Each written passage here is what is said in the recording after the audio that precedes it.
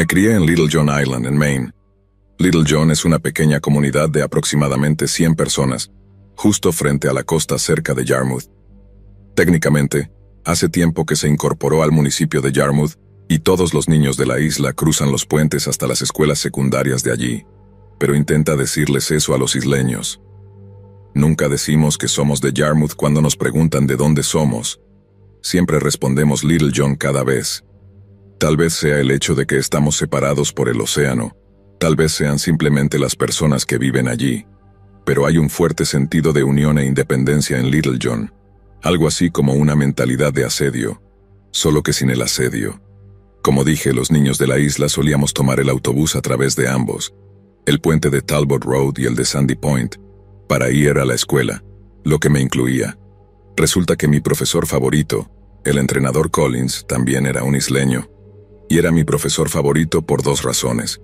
No solo enseñaba historia y entrenaba al equipo senior de hockey sobre hielo, sino que también era simplemente un buen tipo, y solía llevarme a casa después de las prácticas, ya que caminar a casa durante una noche de invierno en Maine a veces puede ser francamente peligroso. El entrenador Collins era el tipo de persona que chicos como yo realmente admirábamos. Casi se convierte en profesional después de jugar al hockey en la universidad. Ganó una estrella de bronce en Vietnam, y a diferencia de muchos de sus colegas, tenía una forma de hablar con sus estudiantes que te hacía sentir como si fuera tu tío guay o algo así. Era el mejor. Nadie tenía una mala palabra que decir sobre él, y durante mucho tiempo, el entrenador Collins ocupó un estatus mítico en la conciencia colectiva de la ciudad. Así que es el 7 de marzo de 1989. Recuerdo la fecha exacta porque Dino Ciccarelli fue traspasado de los Minnesota North Stars a los Washington Capitals. Era el jugador de hockey fuera de la ley por un tiempo. Un completo idiota, pero Dios, cómo podía lanzar un puck. Y de eso era todo lo que hablábamos en la práctica esa noche. Entonces, en medio de la práctica, levanto la vista para ver a la mejor amiga de mi novia, Carolina, de pie al borde del hielo. Comienza a llamarme y cuando tengo la oportunidad patino para ver qué quiere. Carolina me dice que mi novia quería que la llamara tan pronto como llegara a casa, y por la forma en que actuaba Carolina, sabía que no iba a ser una buena noticia. En consecuencia, estoy totalmente distraído por el resto de la práctica. Mi tiro es terrible, y estoy de muy mal humor cuando llega el momento de que el entrenador Collins, como de costumbre, me lleve a casa. Hace su rutina regular de patriarca accesible. Hablamos, me da algunos consejos saludables, y de repente, no estoy catastrofizando tanto. Agradezco, entro, llamo a mi novia, ¿y qué creen? Quiere romper. Los consejos del entrenador me impidieron tener un momento completo de desamor adolescente, pero aún estaba molesto, solo que no podía simplemente sentarme a comer helado y compadecerme de mí mismo. Estaba molesto de una manera masculina, por así decirlo. Pensé que robaría una de las cervezas de mi padre y saldría a caminar por el bosque, tal vez pararme en Madeleine Point luciendo todo pensativo y tal. Así que eso es exactamente lo que hice. Mirando hacia atrás era solo un amor de cachorro, nada importante, pero como dije, lastimó mi ego lo suficiente como para sentirse como un desamor, y eso es todo lo que importaba, supongo. De cualquier manera me encontré deseando poder hablar con el entrenador Collins al respecto otra vez. Un tipo así había visto y experimentado tanto y aún así había logrado volver a casa y empezar una familia feliz y funcional. Él sabría qué decir. Él sabría qué hacer. Estoy casi en Madeleine Point y justo donde hay una especie de bifurcación en el camino de tierra. Un camino lleva al agua. El otro es el camino de entrada cubierto de maleza de una casa abandonada hace mucho tiempo. Ahora, el sol aún no se había puesto en ese momento y todavía había un poco de ese crepúsculo azul en el cielo, y le daba a la estructura en ruinas una vibra espeluznantemente increíble. Tan espeluznante, de hecho, que casi me hago encima cuando escucho que algún claxon suelta un breve y agudo bocinazo desde algún lugar muy cercano. No tenía idea de que alguien más estuviera por allí. Todo el punto de caminar tan lejos hacia Madeleine Point era para poder estar solo, y dado que el lugar normalmente estaba desierto durante la primavera lluviosa de Maine, estaba un poco asustado de que alguien estuviera allí. Pero en ese punto estoy un poco borracho y naturalmente curioso, así que comienzo a avanzar cautelosamente por el camino de entrada cubierto de maleza, tratando de encontrar la fuente del bocinazo. Cuando finalmente vi la camioneta que parecía estar aparcada deliberadamente fuera de la vista entre los árboles, no podía creer mis ojos. Recuerden cómo dije que deseaba haber tenido al entrenador Collins para hablar, que realmente podría haber usado algunos de esos consejos saludables de tío Guay que siempre tenía a mano. Bueno, adivinen qué. Como por un milagroso acto de Dios. ¿De quién creen que era la camioneta que encontré estacionada entre los árboles? Sino del entrenador Collins. Este es un momento cómicamente extraño al principio, cuando estoy súper feliz de ver su camioneta, pero también me doy cuenta de que estoy llevando la cerveza que robé de mi padre. Corro de vuelta fuera de la vista, tiro la cerveza y luego empiezo a masticar un palo de Double Mint que había estado llevando para quitarme el olor a alcohol del aliento. Estoy a punto de volver alrededor de los árboles por segunda vez, cuando la puerta del pasajero de la camioneta del entrenador se abre de golpe. Observo cómo alguien básicamente cae de ella, tambaleándose unos metros, luego se apoya en un árbol y comienza a vomitar. Podía decir de inmediato que no era el entrenador Collins, de hecho parecía una chica, y se confirmó cuando escuché el tipo de sonido agudo que hizo al vomitar. Vale, me doy cuenta de que eso puede sonar extraño, pero los chicos y las chicas vomitan diferente, es lo que hay. Pero de todos modos comienzo como a esforzarme por ver quién es. La luz está bajando bastante en ese punto, y sin poder ver detrás del desorden de cabello largo, era difícil decir exactamente quién era. Pero entonces, escucho al entrenador Collins diciendo algo desde dentro de su camioneta, solo que no sonaba como el entrenador Collins que yo conocía. Vuelve a la camioneta, Samantha. Entonces me di cuenta de quién era. Samantha y yo teníamos química juntos, así que había hablado con ella 1 o 2 veces, y había sido animadora durante mucho tiempo, hasta que recientemente dejó el equipo. Su salida del equipo había coincidido con la disminución de su promedio de calificaciones y un cambio general extraño en su comportamiento. Un montón de rumores fueron rondando, que iban desde patentemente ridículos hasta creíblemente siniestros, pero la verdad había permanecido en la oscuridad. Sin embargo, definitivamente algo estaba teniendo un efecto negativo en Samantha. Y llegó un momento en que me di cuenta de que podría haber descubierto qué era eso.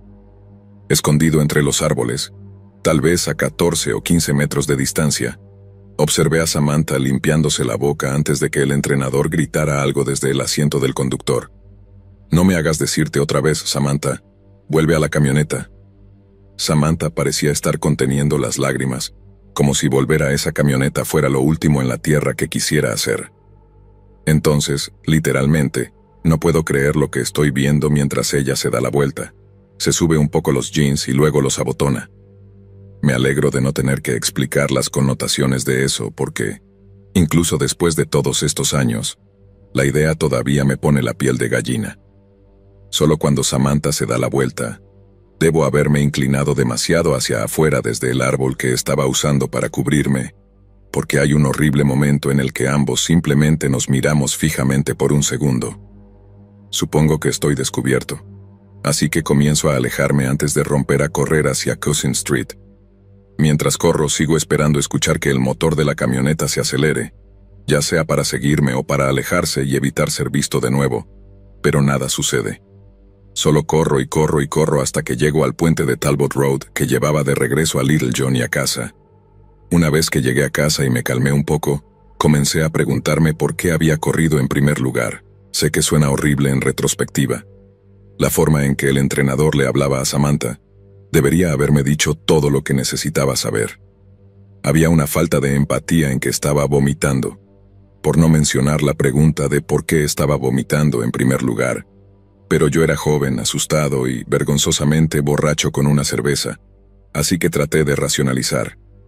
Ni siquiera vi realmente al entrenador Collins, y es posible que alguien más en la zona tuviera una camioneta del mismo modelo que la suya. Claro, la voz sonaba como él, pero eso no significaba que lo fuera. Además, si algo turbio estaba sucediendo, seguramente Samantha me lo habría dicho, ya que me había visto y todo. Pero pensándolo bien, ¿me había visto? Quizás solo imaginé que me había visto. Y si estaban haciendo algo espantoso, ¿por qué no aceleraron para darme caza? Había mucho que podía interpretar como completamente inofensivo, pero había una cantidad inquietante que indicaba que lo que había visto era algo muy, muy malo. Pero entonces, ¿qué iba a hacer al respecto? Acusar al entrenador Collins, el héroe de guerra del pueblo, un padre, un esposo, el mejor entrenador de hockey del noreste, de ser un maldito depredador. Eso era impensable para mí. ¿Qué pasaría si lo acusaba y había una explicación perfectamente razonable? Sería un paria. No podría mostrar mi cara en el pueblo, y mucho menos en las prácticas de hockey. Las mismas prácticas de hockey que amaba y que él entrenaba. Lo siento por divagar, es solo que necesitan entender mi mentalidad al respecto, y por qué guardé silencio sobre todo el asunto durante una semana entera. Sé que fue la jugada incorrecta, y todos los que están leyendo esto, especialmente a Samantha, lo siento. Solo tienen que entender. Supuse que si algo iba a suceder, sería al día siguiente en la escuela. Quizás Samantha me confrontaría por espiarla o algo así. No tenía idea. Todo seguía siendo tan poco claro en ese momento, de ahí mi vacilación para actuar, pero no pasó nada. Nadie dijo nada. El entrenador Collins me pasó en el pasillo y simplemente dijo, «Buenos días», como solía hacer. Traté de actuar normal al respecto. Traté de empujarlo todo hacia el fondo de mi mente, pero nunca he sido muy bueno ocultando cómo me siento. Sé que la gente notó el cambio en mi actitud. Para el fin de semana mi madre me preguntaba por qué estaba tan callado. Le dije que solo estaba cansado, pero supongo que es porque lo único de lo que quería hablar estaba fuera de los límites. Especialmente no podía actuar igual alrededor del entrenador Collins. Fue solo cuando fui a revisar su camioneta después de la escuela que obtuve alguna sensación de tranquilidad. Noté que había una gran calcomanía de apoyo a las tropas en su parachoques trasero, algo que no recordaba haber visto en la camioneta en el bosque ese día. Pero por mucho que tratara de ignorarlo, el hecho permanecía de que simplemente podría no haberlo notado en ese momento porque, comprensiblemente, estaba muy distraído por otros eventos. Pero aún así guardé silencio y, de hecho, pasaron algunos días más antes de que realmente hiciera algo al respecto. El día que me rompí fue exactamente una semana después del evento.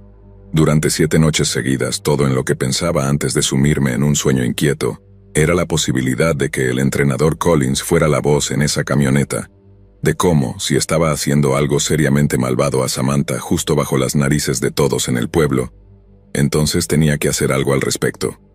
No podría vivir conmigo mismo de otra manera. Así que decidí acercarme a Samantha.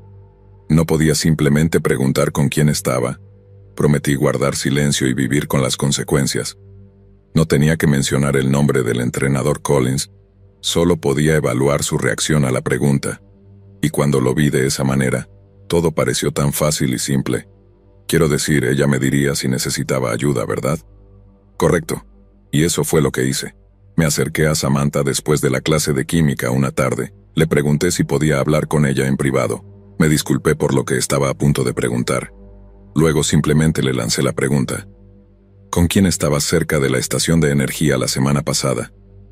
La forma en que me miró al principio me hizo pensar que estaba a punto de negarlo. Esa burlona mirada de «estás loco». La interrumpí con «sé que eras tú, te vi y tú también me viste. Solo necesito saber con quién estabas». Después de eso, todo su alarde simplemente se derritió, y la animadora segura comenzó a parecer una niña asustada. «Nadie», dijo, y simplemente se alejó hacia los casilleros. Intenté una vez más hablar con ella sobre eso, pero mientras pasaba junto a mí en el estacionamiento de la escuela, todo lo que tenía que decirme era «déjame en paz». Fue el momento aplastante cuando me di cuenta de que mis peores miedos se habían hecho realidad, y que nada en Little John volvería a ser lo mismo para mí.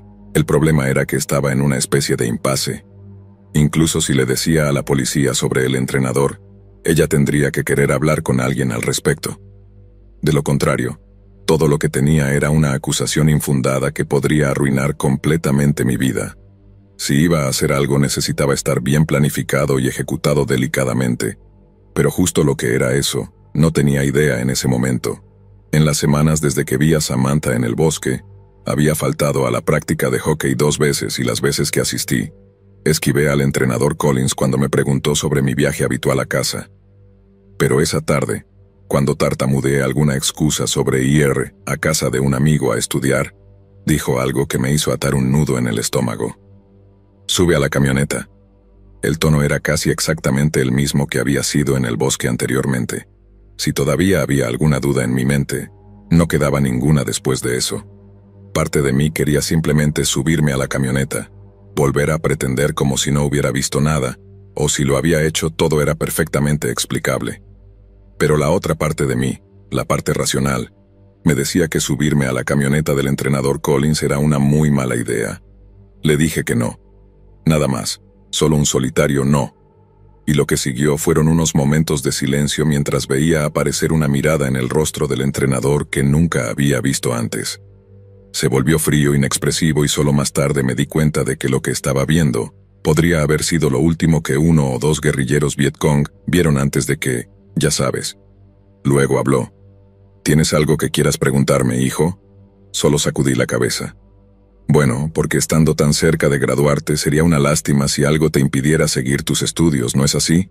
Dijo, y esperó una respuesta. Y yo no dije nada en respuesta. Un chico como tú tiene mucho potencial. Podrías inscribirte en alguna universidad elegante al otro lado del país, conseguir algún trabajo bien pagado en una gran ciudad y simplemente dejar Little John atrás. Nunca mirar atrás, ¿me entiendes?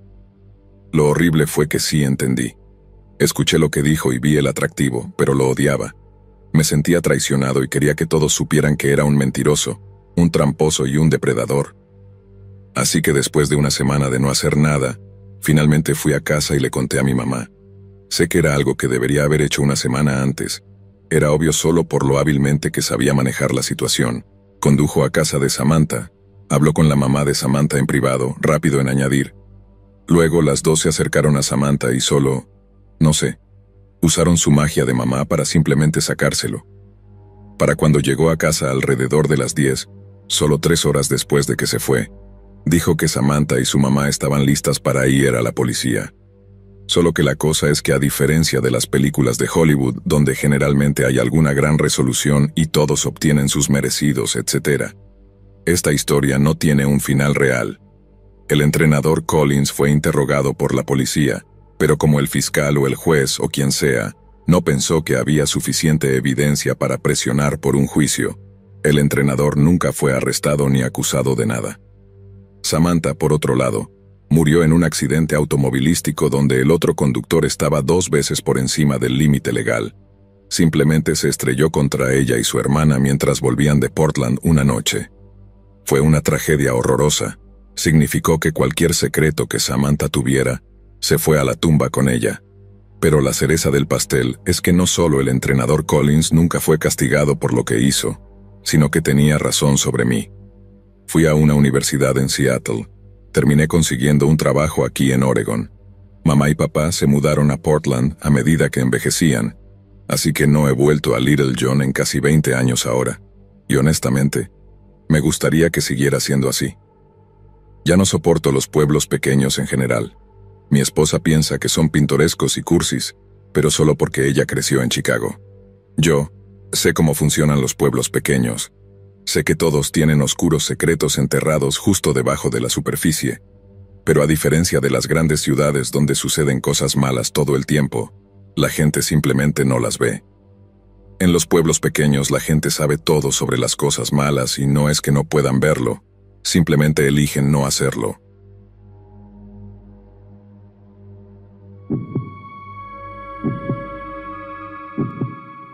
En el noroeste de Missouri hay un pequeño pueblo discreto, similar a muchos otros que salpican las carreteras del centro de Estados Unidos. Establecido en 1840, es el hogar de St. Oswald's, una de las iglesias episcopales protestantes más antiguas del país.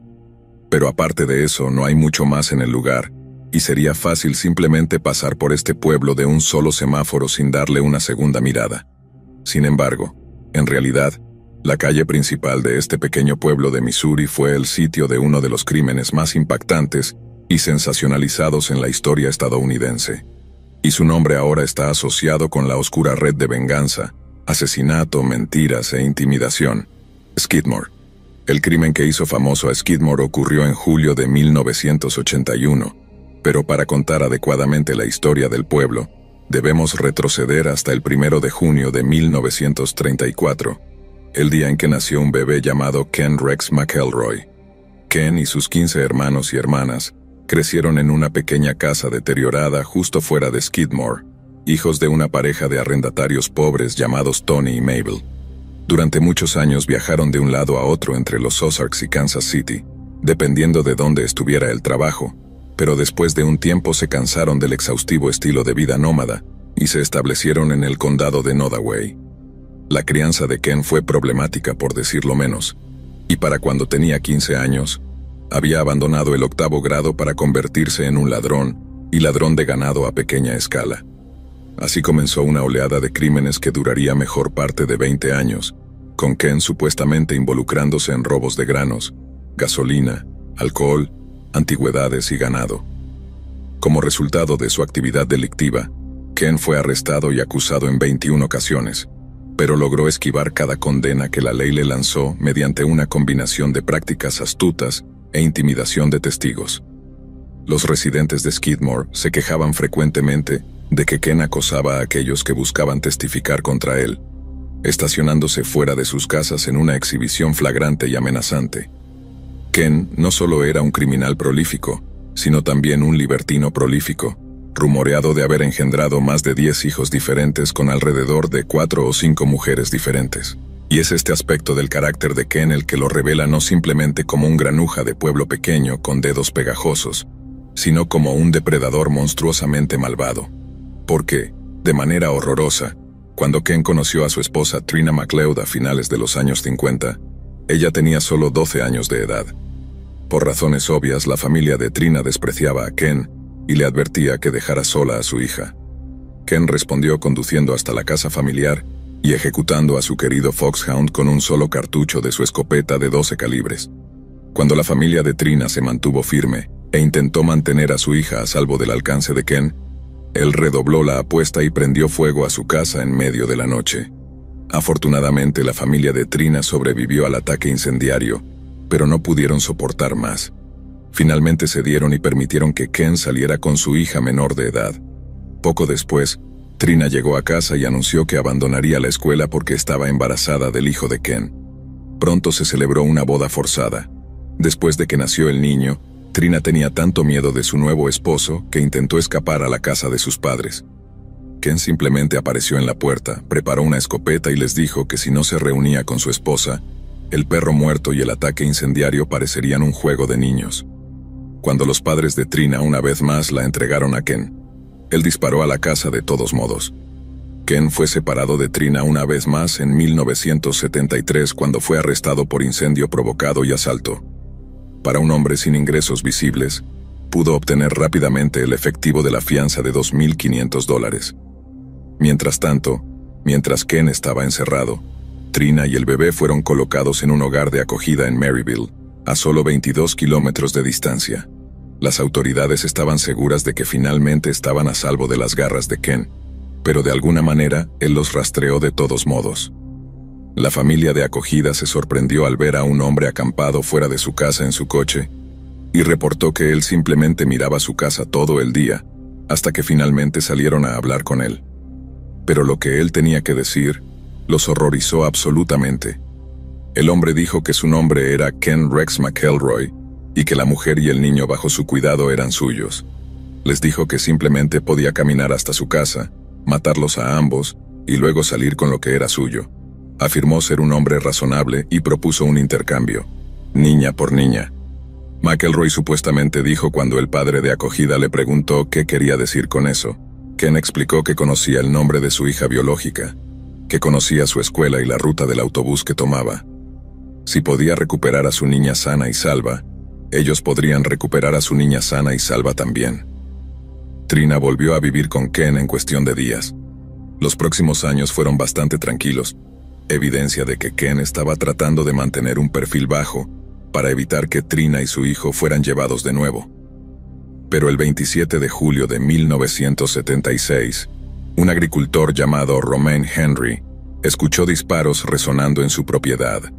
Rastreó la fuente del tiroteo en su tractor solo para encontrar a un Ken Rex medio borracho participando en prácticas de tiro con su escopeta de 12 calibres. Romain preguntó a Ken Rex qué creía que estaba haciendo, nunca creyendo que Ken tenía en él el girar el arma hacia un ser humano. Pero estaba equivocado. Ken se giró en el acto. Midió a Romain y luego soltó una ráfaga de perdigones justo en la cabina de su tractor. La rociada de trozos de plomo abrió el vientre de Romain como una piñata, y mientras Ken lo dejaba desangrándose y lejos de un teléfono, Romain estaba seguro de que estaba a punto de morir. Pero por alguna milagrosa coincidencia, un conductor que pasaba notó al agricultor mortalmente herido desplomado en el asiento de su tractor y se apresuró a llamar a los servicios médicos de emergencia. Contra todo pronóstico, Romain Henry sobrevivió al ataque, y a pesar de que Ken Rex negó estar siquiera en la escena, fue arrestado y acusado de asalto con intento de asesinato. Todo el pueblo sabía que era culpable, pero la falta de testigos presenciales significaba que se tendría que recopilar más pruebas para buscar adecuadamente una condena. Romain Henry dijo más tarde que una vez que se recuperó de sus heridas y fue dado de alta del hospital, Ken Rex McElroy acampó fuera de su casa con una escopeta en su tablero durante 3 meses. Se quedó allí todas las noches, justo hasta el día de su juicio, cuando Ken presentó una coartada inesperada. 2 cazadores de mapaches a quienes había asustado para que testificaran en su nombre. Además, Ken de alguna manera había encontrado el dinero para contratar a uno de los abogados defensores más sórdidos pero más exitosos de Kansas City, quien descubrió que Romain había mentido sobre una condena por robo menor de hace 30 años. Para el shock y horror de todos en Skidmore, el jurado encontró a McElroy no culpable, y él salió libre ese mismo día. El reinado de terror de McElroy continuó durante 5 años más, y la paciencia de los residentes de Skidmore comenzó a llegar a su límite. En un incidente, Ken respondió a una acusación de robo conduciendo hacia el pueblo con un rifle semiautomático de la era de la Segunda Guerra Mundial, frente a una pequeña multitud de lugareños reunidos. Ken colocó una bayoneta en el extremo del rifle y amenazó con masacrar a la siguiente persona que se atreviera a acusar a su familia de robar. Esta fue la gota que colmó el vaso. Tal vez fue ver esa bayoneta, algo puramente hecho para la guerra, lo que hizo que los ciudadanos de Skidmore se dieran cuenta de que algo tenía que hacerse con Ken Rex McElroy. Pero en la mañana del 10 de julio de 1981, un puñado de personas del pueblo se reunieron en el salón de la Legión de Skidmore para decidir cómo protegerse de McElroy de una vez por todas. Solo que justo mientras esta reunión estaba en curso, ¿quién debería bajar por la calle principal y estacionarse frente al pequeño bar D&G, sino el propio Ken Rex? Ken salió de su camioneta con su esposa Trina, entró al D&G y luego se sentó con suficiencia en una mesa mientras ordenaba una cerveza. Estaba satisfecho porque no se suponía que él estuviera allí. La gente del pueblo le había advertido que se mantuviera alejado de Skidmore hasta el resultado de su apelación en la corte, por lo que Ken, estando allí ese día, fue un insulto y un desafío. Y cuando la noticia de que Ken Rex estaba en el pueblo finalmente llegó al Salón de la Legión, se puso en marcha una cadena de eventos que nunca podría deshacerse. Por lo que cuentan, el sheriff de Skidmore, Daniel Estes, era todo lo que podrías desear en un oficial de policía de un pueblo pequeño. Era un veterano de Vietnam bien querido y respetado que realmente se preocupaba por la comunidad y la justicia. Entonces, cuando al sheriff Estes le preguntaron qué había pasado esa mañana, hay todas las razones para creer que está diciendo la verdad.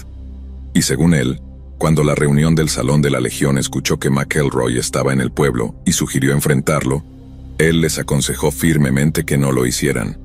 En su lugar sugirió que formaran algún tipo de programa de vigilancia vecinal que pudiera enlazar con la policía local para asegurar que el comportamiento de Ken se mantuviera bajo control. Pero luego, a pesar de enfrentarse a una confrontación potencialmente violenta con un presunto intento de asesino, el sheriff Estes se subió a su patrulla y salió del pueblo. Estes insiste en que estaba en un asunto policial importante, pero otros han sugerido que esto fue él dando luz verde a lo que estaba por ocurrir. Con el único sheriff de Skidmore ahora fuera, los reunidos en el Salón de la Legión recogieron sus cosas y se dirigieron al D&G, donde Ken Rex McElroy todavía estaba sentado saboreando el cuello de una botella de cerveza. No hubo confrontación inmediata. En cambio, el D&G comenzó a llenarse lentamente de clientes, todos manteniéndose para sí mismos, todos evitando el contacto visual con el hombre que los había aterrorizado durante casi 30 años. Ken debió haber sentido una satisfacción arrogante esa mañana. Ahí estaba, disfrutando de una cerveza fría, audaz como el latón, y nadie tenía nada que decir al respecto. Ken terminó su cerveza, tomó a Trina del brazo y la acompañó fuera del bar. Pero cuando él y su esposa subieron a su camioneta, notaron que muchos de los ocupantes del bar parecían estar saliendo con ellos. De hecho, se alinearon detrás de la camioneta de Ken, bloqueándolo mientras lo miraban fijamente. Luego, cuando Ken arrancó su camioneta, un solo disparo resonó, rompiendo la ventana trasera de vidrio de su camioneta y rozando la carne de su cuello. Ken debe haber soltado un grito, algo para alertar a los reunidos detrás de él de que el disparo no lo había derribado, porque lo que siguió fue un torrente de disparos altamente precisos que acribillaron a Nick Elroy pero dejaron ilesa a su esposa. Trina salió del coche temblando y llorando, y tropezando hacia los hombres que habían destrozado a su esposo.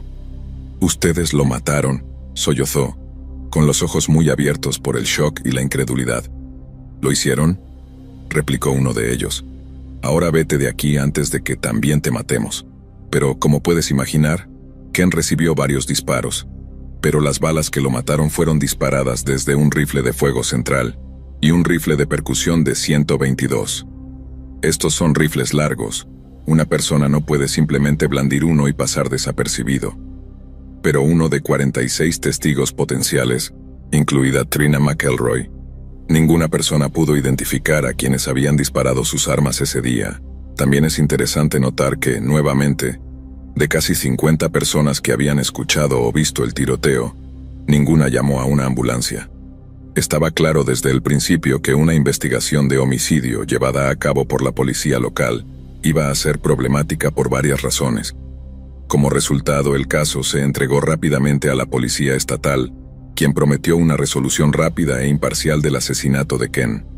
Pero ellos también regresaron con las manos vacías, citando a los lugareños herméticos y una era distintiva de intimidación vigilante. Un residente de Skidmore incluso le dijo descaradamente a los investigadores que, aunque no había presenciado el incidente, McElroy necesitaba ser asesinado. 3 años después del asesinato de Ken, con la policía sin haber avanzado en la captura de su asesino, Trina McElroy presentó una demanda por muerte injusta de $5 millones contra la ciudad de Skidmore y un hombre llamado Del Clement. Trina acusó a Del de cometer, y si no de planear, lo que describió como el linchamiento de su esposo, un hombre inocente que fue asesinado por una corazonada por cobardes que no asumieron la responsabilidad.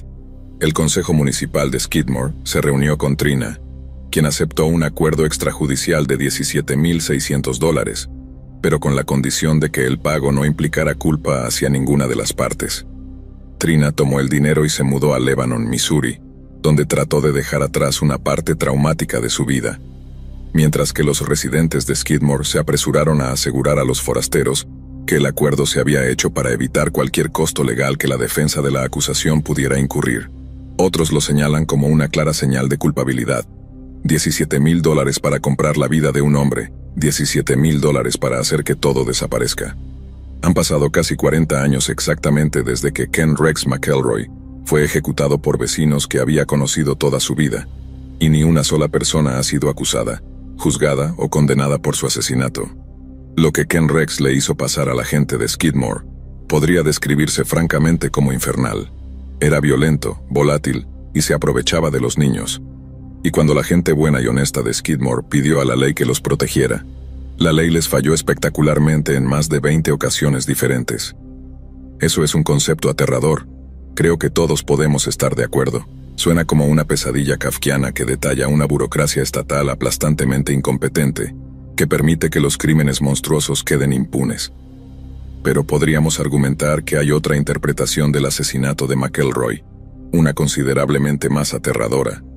Y es que la gente que nos rodea, aquellos que hemos conocido toda nuestra vida, simplemente podría darse la vuelta y asesinarnos a plena luz del día, antes de erigir un muro de silencio tan espeso que puede permitir que un hombre se salga con la suya con un asesinato. No nos hace responsables la ley, nos hacen responsables quienes nos rodean. Y eso es un pensamiento muy reconfortante o distintivamente aterrador.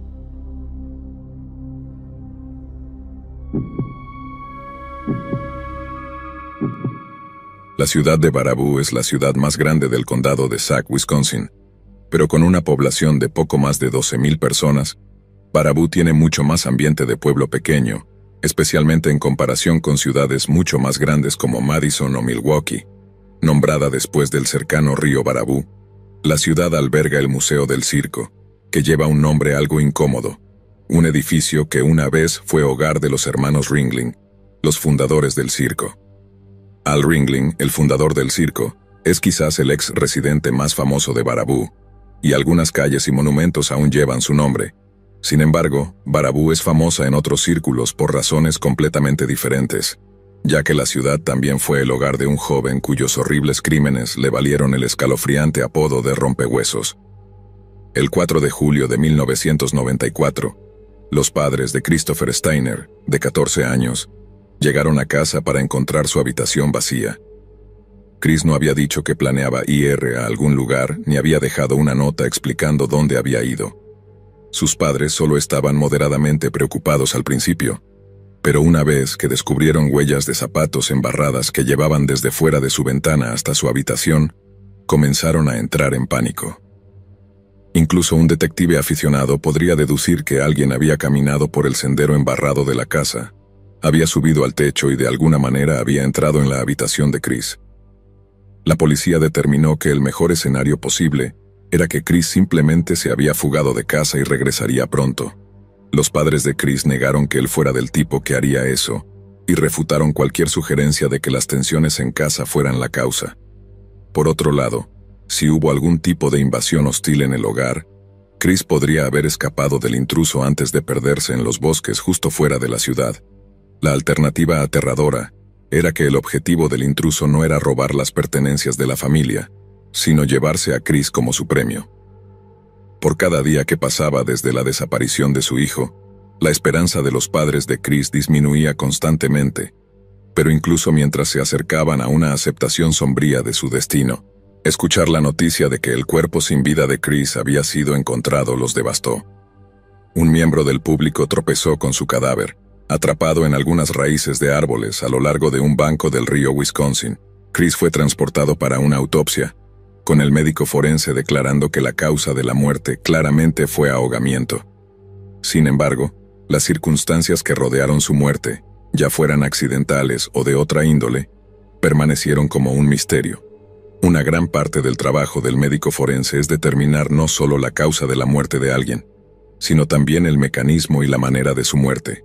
Por ejemplo, la causa de la muerte podría ser estrangulación, pero el mecanismo detalla la fisiología detrás de ella, como la privación de oxígeno, mientras que la manera de la muerte tiende a caer en una de 4 clasificaciones: natural, accidental, suicidio u homicidio. Pero en casos como el de Chris Steiner, la manera de la muerte se considera indeterminada. Se ha dicho que alrededor del 15% de las muertes en los Estados Unidos ocurren de una manera que se clasifica como indeterminada, y por lo tanto existe un vacío inquietante de conocimiento en torno a su fallecimiento. Un hueco en una línea de tiempo, una hora perdida, de modo que nunca podríamos entender cómo fueron realmente sus últimos momentos en esta tierra. Tal vez tan trágico como aterrador, la mayoría de los casos de muertes indeterminadas simplemente se enfrían y se archivan en algún lugar como un misterio sin resolver. Y esto es exactamente lo que sucedió con la muerte de Chris. Aunque nadie en su familia pudo entender cómo se ahogó, los investigadores forenses no pudieron detectar señales de juego sucio, por lo que, dado que no se catalogó como un homicidio, no se buscó a un asesino, y el caso nunca se resolvió. Un año pasa en Baraboo, y aunque la muerte de Chris no se ha olvidado, los residentes de la ciudad finalmente están comenzando a convivir con las circunstancias de su fallecimiento, que permanecen como un misterio.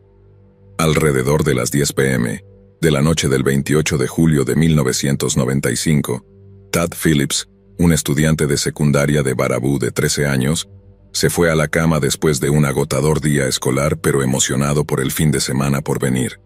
Pero cuando Tad se despertó más tarde esa noche y sintió vagamente que alguien lo levantaba del sofá de la sala de televisión, asumió que era uno de sus padres llevándolo a la cama después de que se había quedado dormido frente al televisor. En cambio, el chico comenzó a sentir el aire frío de la noche en la piel de sus mejillas. Todavía estaba medio dormido cuando quienquiera que lo llevara lo bajó al suelo antes de susurrarle 3 cortas palabras: «Corre conmigo».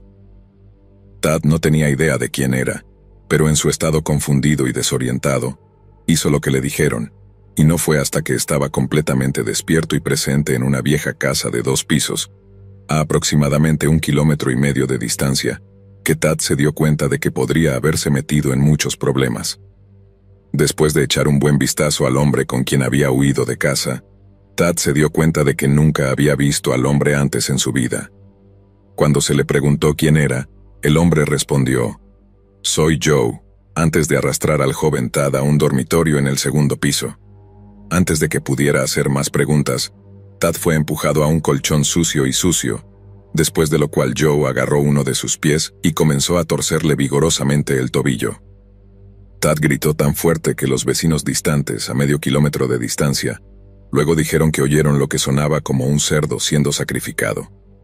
Joe torció y retorció el tobillo del chico hasta que se rompió y se astilló, y ambos oyeron el crujido nauseabundo de los extremos de los huesos triturados juntos.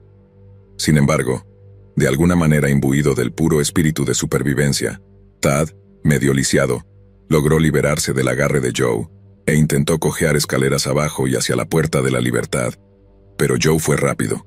Empujó a Tad por el último tercio de la escalera, deleitándose con el sordo golpe y la expulsión de aire gruñendo cuando el chico aterrizó.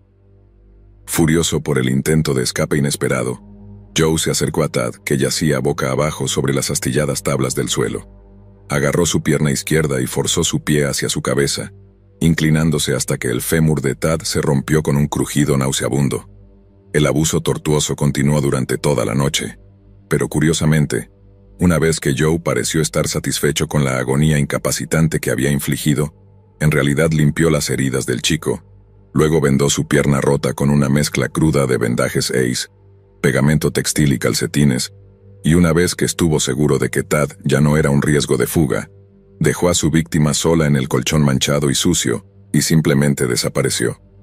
Pero como resultó, incluso habiendo sufrido las heridas físicas más horribles, Tad Phillips no estaba listo para morir.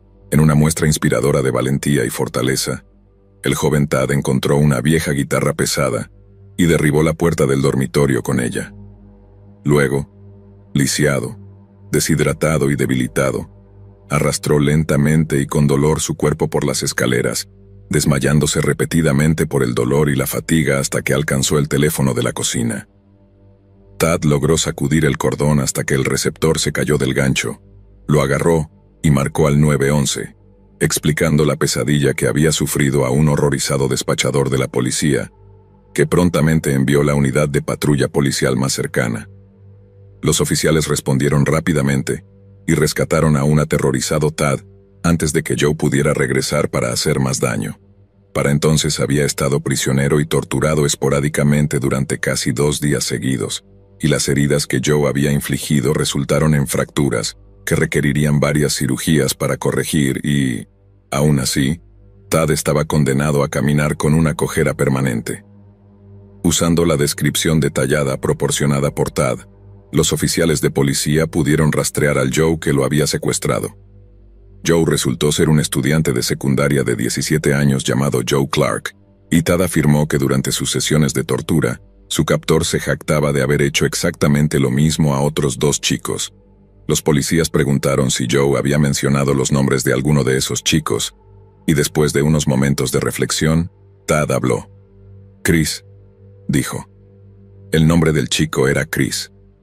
Mientras un policía buscaba en la base de datos de personas desaparecidas el nombre de Chris para ver si había coincidencias locales, otro equipo de policías lideró una búsqueda intensiva en la casa de Joe Clark, y lo que descubrieron fue verdaderamente espantoso. En el dormitorio de Joe había un cuaderno con 3 listas, todas escritas a mano que incluían los nombres de 18 chicos locales. Sus encabezados eran «Conocer ahora», «Puede esperar» y «Cosa de piernas», que aparentemente hacían referencia a la urgencia con que quería secuestrar a cada víctima y lo que quería hacer con ellas una vez que fueran su prisionero. Solo entonces se hizo evidente cuán significativa había sido la escapada de Tad, porque si no hubiera alertado a las fuerzas del orden sobre la aterradora lista de asesinatos de Joe, realmente no hay forma de saber cuántas víctimas podría haber reclamado Clark. La policía descubrió que los patólogos que habían examinado a Chris Steiner después de su muerte no habían encontrado signos de lesiones.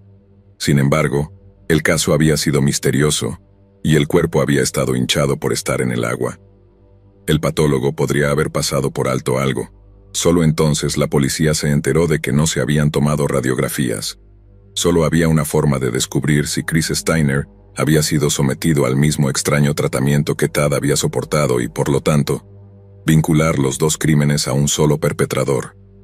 La policía tendría que exhumar los restos de Chris Steiner. En otras palabras, tenían que reabrir su tumba, remover el ataúd en el que yacía, abrirlo y sacar el cuerpo para un examen más cercano.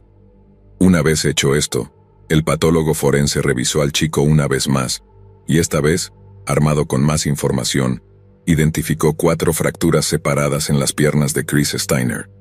Era evidente que ese chico había sido arrojado al agua en esta condición. No podría haber usado sus piernas para nadar, y fácilmente podría haberse ahogado, como de hecho lo hizo. Junto con los detalles de la tortura de Tad y el aparente gusto de Joe por incapacitar a sus víctimas, la conclusión era obvia. Joe Clark apareció por primera vez en la corte por su ataque a Tad Phillips e ingresó una declaración de no impugnación por intento de homicidio, entre otros cargos.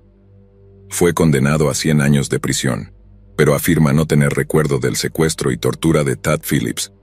Sin embargo, el caso de Chris Steiner fue una historia diferente, y Joe se declaró no culpable. Aunque una exhumación del cuerpo de Steiner había revelado que las lesiones sostenidas en sus tobillos eran idénticas a las que Tad había sufrido, el testimonio de los padres de Joe Clark, de que su hijo estaba en casa durmiendo en su habitación la noche del asesinato, no coincidía con otros testigos que afirmaban que Clark salía regularmente de la casa por una ventana del piso superior. Así, el 7 de noviembre de 1997, Joe Clark fue declarado culpable de homicidio y condenado a cadena perpetua más 50 años. Sin embargo, sigue manteniendo su inocencia en el asesinato de Chris Steiner hasta el día de hoy. Podemos concluir que un joven violento se enfrentó a lo monstruoso que era y simplemente no pudo manejarlo, y evidentemente su madre tampoco pudo. Pero esos puntos no importan porque lo fundamental es que Joe Clark, el rompehuesos, probablemente morirá en prisión de una manera pacífica e indolora, algo que negó cruelmente a sus víctimas.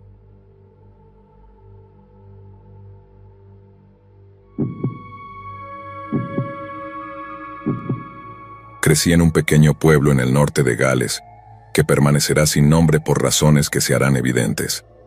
Era el tipo de lugar donde todos conocían los asuntos de todos, y dado que había poco en términos de entretenimiento, chismear se convirtió en el pasatiempo favorito de muchos, ya sea en los supermercados, los pubs, los parques infantiles o las gradas de rugby.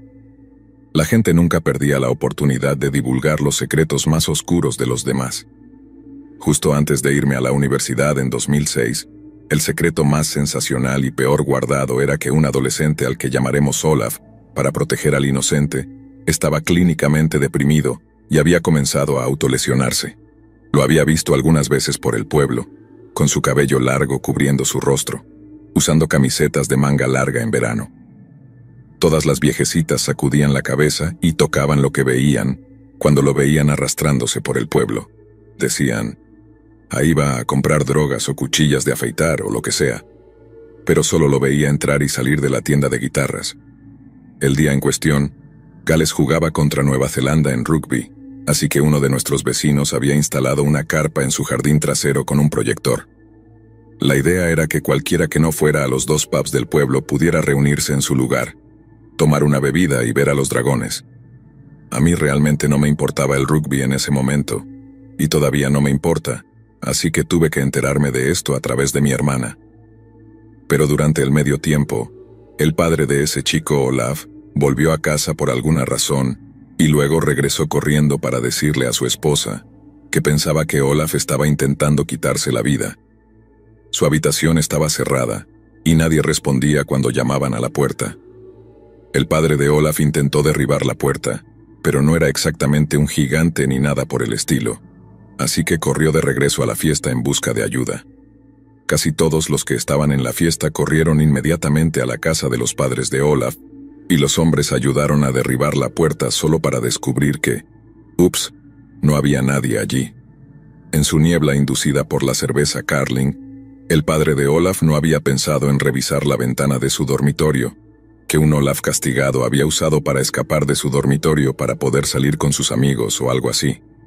Pero no sabían eso en ese momento, y todos seguían estando un poco en pánico.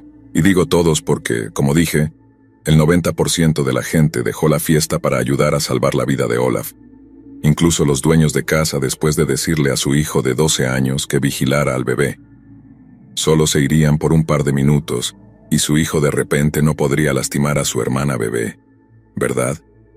Según lo que escuché, cuando los padres del niño de 12 años llegaron a casa unos 30 minutos más tarde, la madre gritó tan fuerte y durante tanto tiempo que se desmayó, y casi se golpea la cabeza contra una cómoda. Mientras estuvieron fuera, su hijo, quien asumo que tenía algunos tornillos sueltos, había derramado algo de su jugo sobre su hermana bebé, y no pudo encontrar toallas de papel para secarla. En lugar de usar absolutamente cualquier cosa a mano para simplemente limpiar a su hermana, el niño decidió meter a su hermana bebé en el microondas antes de encenderlo por un par de minutos. La gente ha intentado decir que escucharon o vieron cuán mala fue la escena, y he escuchado algunas descripciones gráficas seriamente en mi tiempo, pero no creo que nada pueda realmente tocar el horror puro de entrar en algo así. También se ha especulado mucho sobre las intenciones del niño, ya que tenía 12 años, no era un niño pequeño. Algunas personas argumentaron que sabía exactamente lo que estaba haciendo, y que la historia de intentar secarla era la forma de la familia de recuperar un pequeño fragmento de decencia, pretendiendo que todo fue solo un horrible accidente cuando, de hecho, era algo considerablemente más oscuro. Sin embargo, sé que esto suena sombrío, pero entre tú y yo, si conocieras al niño que lo hizo, quizás ni siquiera te sorprenderías. No malvado en absoluto, pero tampoco completamente allí. Creo que lo más impactante para mí, sin embargo, es cómo los rumores sobre Olaf hicieron que la gente literalmente corriera por todo el pueblo tratando de encontrarlo, tratando de derribar su puerta, etc. Y realmente la mayor amenaza para la seguridad de cualquiera era el joven aparentemente inofensivo y perfectamente inocente, que simplemente no debería haber sido dejado solo por su madre y su padre. Lo trasladaron a un hogar psiquiátrico para jóvenes no mucho después, y al año siguiente, su familia se mudó a Inglaterra, supongo que para alejarse del recuerdo de eso. Siento por ellos, realmente lo hago, pero el pensamiento de esa niña pequeña cocinándose en ese maldito microondas me pone la piel de gallina incluso hoy.